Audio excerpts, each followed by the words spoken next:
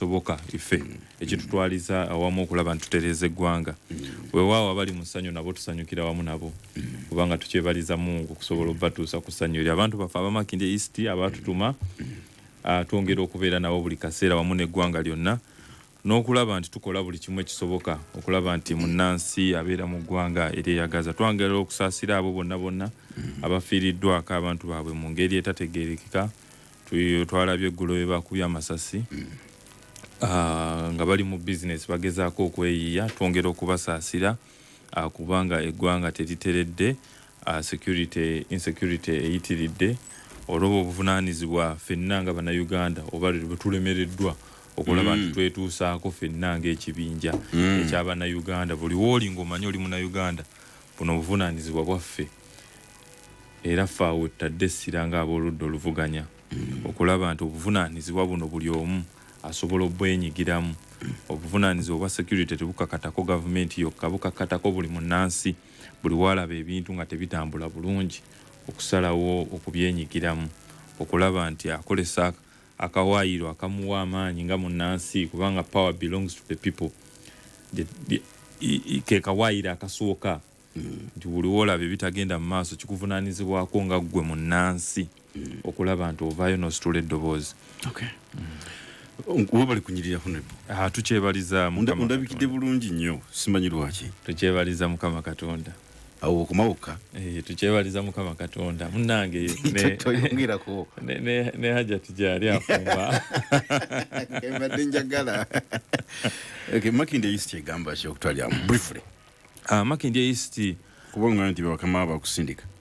Bakama bafa batusindika. Makindye East kimu ku bitundu wano mu kibuga ebifeesinga challenges ez'enjawulo abazadde babadde batwala abaana ku masomero bakyalemereddwa tukyalina omuwendo gw'abaana bangi ogutannabagenda ku ssomero abazadde bakyanoonya ekyokulya bakyalemereddwa okutuusa ewaka meals bill olunaku abantu baffe basobola kufunako olumu kimu olumu n'obutafunako Makindye East abavubuka abaffe bangi bakyanoonya emirimu Makindye East embeera ekyali awo yakwerwanako mu kibuga Kampala emisolo giyitiridde weewaawo obuvunaanyizibwa obwo buli kuffe ffenna okulaba nti ebintu bino tubirongoosa bajja kubuuza nga omubaka tukola kye tulina okukola naye kati gavumenti eremereddwa okukola ekyo kyerina okukola okulaba nti embeera eno tugikyusa institutions ez'enjawulo ezandibadde zituusa obusobozi ku bantu wetugamba nti parish development model mu Makindye East tetuukanga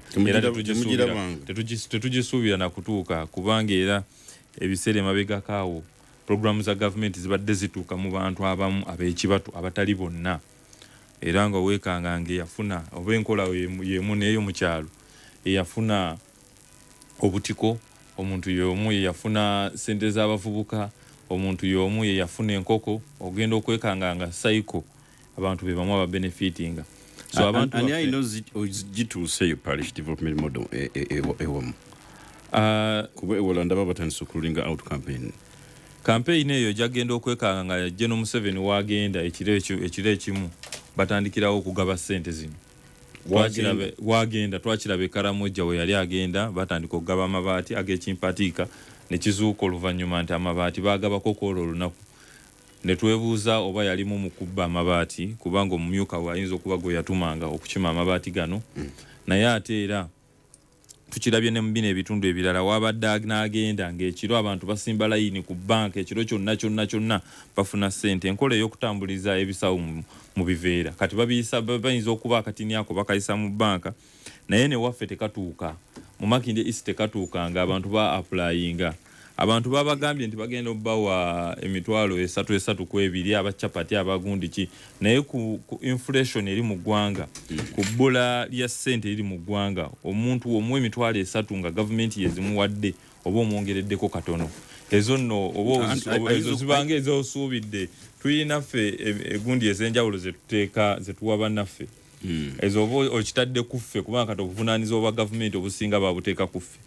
buli omu akulaba nga gavumenti era omulimu gwa gavumenti baba gukola mbadde manyi honorable nti kati ngeno parish development bwe yandize for example Makindye East nti kwandibadde kukunga abantu bonna bakiyingire kubanga kiwaanyi ng'omubaka kiwaanyi milioni 10 tezisobola kumala muluka. Twasaba nno nga ffenno mu parliament nga tugamba omuluka gwe Kampala si gwe muluka gw'omukyalo. Omuluka gw'omukyalo ojja gusangamu abantu 2.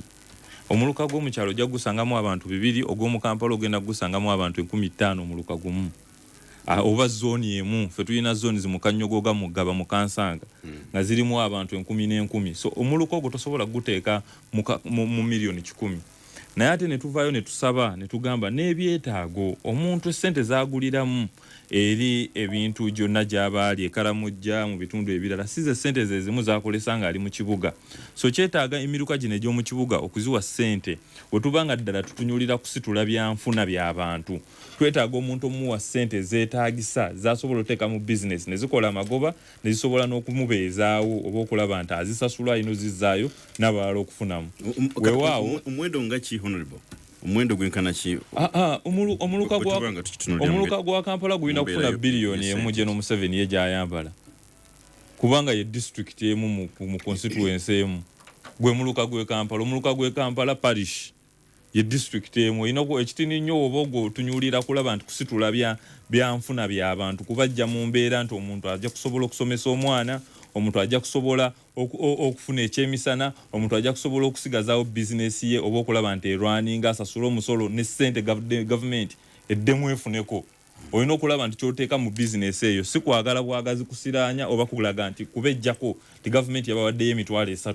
Kwagala kubajja mu mbeera eyo nti omuntu waba alina omudaala gwo gwa chapati ayongeramu eŋŋano n'akubira ddala nti omuntu waba alina atunda mmere omulimu gwagenda gwongeza agenda gunyiriza ate ne sente zidde mu bantu tusobole okuba ne recycle. Obwavu buno buyitiridde kubanga temuli sente mu bantu.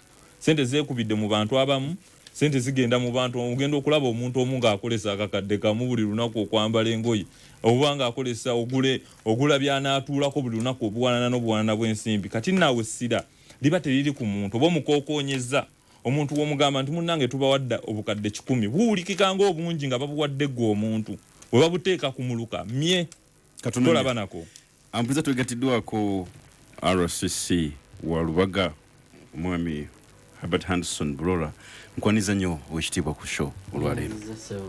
Ndi wa mukisa netondera abatuuliriza nti ntuuse mu koleti si lwa kwagala kwange naye ntuuse nsaasira abafunye ebizibu ebyenjawulo, nsaasira abalwadde abakosefukosefu n'okwegatta ku bali Namugongo olunaku lwaleero nti lunaku lw'abajulizi kuba nti abantu bangi abali eyo kimanyi mulimu n'abawuliriza paalo. Abawuliriza paalo tubasaba okusigala nga tutambulira mu luse oluyamba n'abalala okuba nga bakola emirimu gyabwe. Abagenda okuddayo olwaleero n'enkya kusigala nga bali mu gundize mitendera ejja okukolera ku makubo kubanga kati abantu bagenda kuba bangi. Balina okufuna obuweereza. Buli omu ati yeetaaga okuba nga asobozesa munne nga topapa nga tukola nsobi okufuba okulaba nga mwenanga mutuuka. Ndowooza yatujja byogera mu program. Amiina.